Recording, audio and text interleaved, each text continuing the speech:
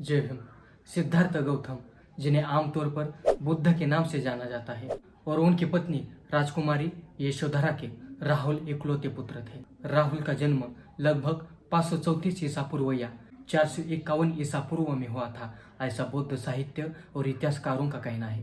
पाली परंपरा के अनुसार राहुल का जन्म राजकुमार सिद्धार्थ के त्याग के दिन हुआ था और इसलिए उनका नाम राहुल रखा गया, जिसका अर्थ है आत्मज्ञान के मार्ग पर एक बेड़ी।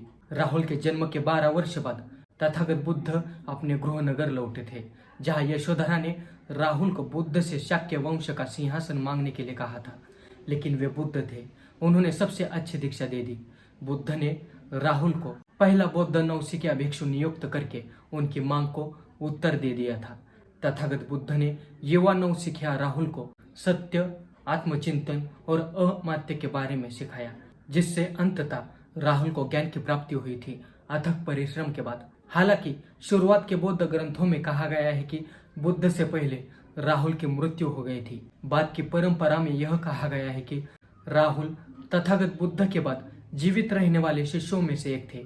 बौद्ध ग्रंथों में राहुल को सीखने की उनकी उत्सुकता के लिए जाना जाता है और बौद्ध इतिहास में नवसिखिए भिक्षुओं और भिक्षुणियों द्वारा उनका सम्मान किया जाता था।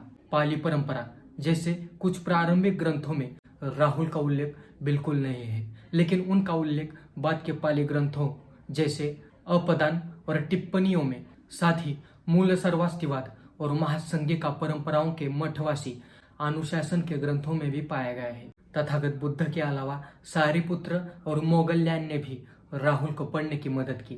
राहुल प्राय प्रातःकाल भिक्षा के लिए जाने वाले सारिपुत्र की सहायता करते थे।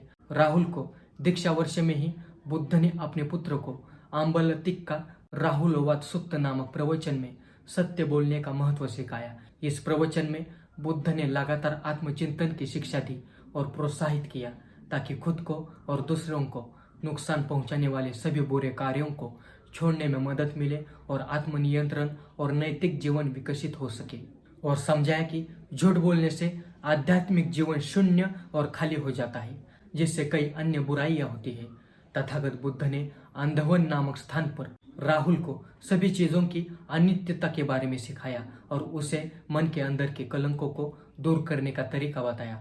परिणाम स्वरूप राहुल को ज्ञान प्राप्त हुआ था। चीनी स्रोत कहते हैं कि राहुल अपने धैर्य के लिए भी जाने जाते थे और वे विवेक के साथ अभ्यास करने में सबसे आगे थे। पाली ग्रंथों में कहा गया है कि राहुल के उनके पुत्र होने के बावजूद बुद्ध ने उनका विशेष रूप से पक्ष नहीं लिया था। कहा जाता है कि उन्होंने अंगुलीमाल और देवदत्त जैसे समस्याग्रस्त शिष्यों को अपने बेटे जितना ही प्यार किया, बिना किसी पूर्वाग्रह के।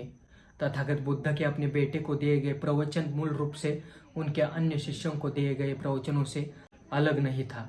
दोनों को समान प्रवचन दिए। जब राहुल 20 वर्ष के थे, तब राहुल ने श्रावस्ती में भिक्षु के रूप में पूर्ण दीक्षा ली। शुरुआती ग्रंथों में राहुल की मृत्यु पर कम ध्यान दिया गया। बुद्ध और उनके शिक्षक सारिपुत्र से पहले राहुल की मृत्यु हो गई थी। ध्यान और ज्ञान। भगवान बुद्ध ने राहुल को ध्यान करना सिखाया और 18 साल की उम्र में राहुल को ज्ञान की प्राप्ति हुई थी।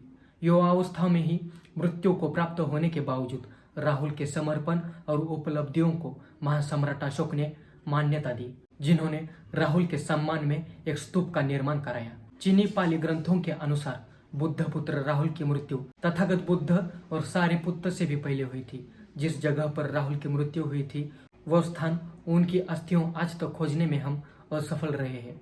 तो ऐसे थे बुद्ध पुत्र महान अरहंत भिक्षु राहुल।